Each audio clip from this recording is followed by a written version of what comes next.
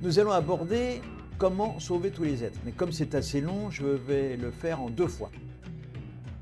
Tout d'abord, nous allons regarder le point de l'enseignant. Est-ce qu'il souhaite sauver tous les êtres? Eh bien, au début de sa pérégrination, cette pensée l'oriente dans une direction ou une autre, mais il va d'abord souhaiter plutôt entrer dans une recherche personnelle profonde, sincère. Peut-être que c'est vous. Et puis, vous espérez peut-être un jour, grâce à cela, devenir utile aux autres. Il sait que cette connaissance de lui-même très profonde va guider à une forme de renoncement personnel. Ça, c'est la première chose que l'on découvre. Il sait également que le secret est de sortir de ce cycle qui va mener les individus à plus de possession, à une consommation effrénée, sans jamais y voir les conséquences absolument néfastes sur l'environnement. Il s'inscrit dans le sillage du comportement de vie qui a formaté les grands sages. Le souhait de sauver tous les êtres va se manifester dès que cette première étape va être réalisée et franchie. Cette connaissance se fait lorsque apparaît une compréhension profonde de l'unicité, de l'interdépendance des phénomènes qu'il y a dans ce monde illusoire qui est fait de séparation, de cloisonnement. Après plusieurs années de pratique, nous découvrons qu'il n'y a qu'une seule forme de vivant et que ce vivant est lui-même issu d'une seule forme d'énergie, une énergie unique et sans autre forme d'opposition qu'elle-même. C'est un concept difficile à comprendre. Voyons ce que cela veut dire.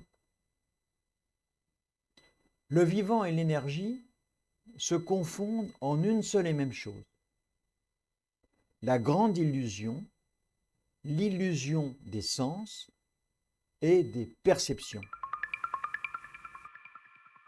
Cela amène à la question fondamentale de Subhuti qui demande au Bouddha comment quelqu'un ressent-il pour la première fois le besoin de sauver tous les êtres. Une question à double sens pour les pratiquants ayant acquis une certaine profondeur dans le domaine de la méditation et donc de la connaissance de soi. 2 plans de présentation se présentent. Va-t-on dans le sens de sauver tous les êtres, c'est-à-dire de préserver le vivant sous toutes ses formes, ou bien, Subhuti demande-t-il au Bouddha, d'extirper les êtres humains du monde illusoire qu'ils prennent pour vrai et dont nous avons, pour certains, réalisé les tenants et les aboutissants. Nous sommes prisonniers de la sphère du langage. Je vous en ai parlé il n'y a pas très longtemps. Comment, par mon enseignement français, puis-je communiquer mon expérience à un Japonais? Nous pouvons bien évidemment retourner cette question, puisqu'un grand nombre de Français va au Japon pour y acquérir une certaine expérience. En suivant les préceptes du Bouddha, peut-être pouvons-nous substituer au langage l'exemplarité qui elle-même est au-delà des mots. Je vous en ai déjà parlé. Nous sommes bien placés pour savoir que beaucoup de personnes cherchent un maître. Et en ayant une idée très précise de ce qu'il doit être, du comportement qu'il doit avoir, de sa façon de parler, de sa façon d'écouter.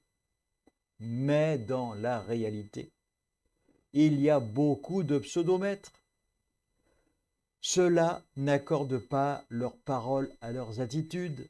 Ils jouent un rôle. Ils sont dans une pièce de théâtre. Ils trompent leurs interlocuteurs. Certains sont très imbus de leur personne.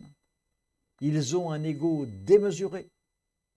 Puis d'autres flottent sur un nuage, le nuage de l'absence. Ils sont déconnectés de la réalité. et au final déconnectés de leurs disciples et des préoccupations de leurs disciples. Et puis, il y a ceux qui, tels que le leur demande le Bouddha, se montrent au naturel, ils se donnent tels qu'ils sont, mais ce sont ceux-là qui perdent leurs disciples, car ils ne collent pas à l'image que l'on se fait d'un maître. Sauver tous les êtres est donc une tâche très difficile. C'est une tâche pratiquement impossible. En effet, comment comprendre que la structure même de notre corps, l'expression du vivant, est très précisément la même chose qui anime la globalité de la sphère du vivant? Comment sauver à partir de notre corps, à partir de notre vie, à partir de notre exemplarité, de notre conscience environnementale, la totalité de la sphère du vivant?